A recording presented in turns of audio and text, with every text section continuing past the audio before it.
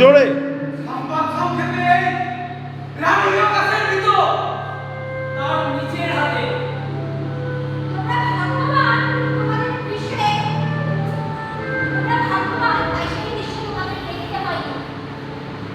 রানী দুই হাতে নিজের কেশ আকর্ষণ করতে করতে উন্মত্তের মতো নিজের স্বয়ং কক্ষের দিকে ছুটে গিয়ে সশব্দে সেই বিশাল খাবার দুটো বন্ধ করে দিলেন।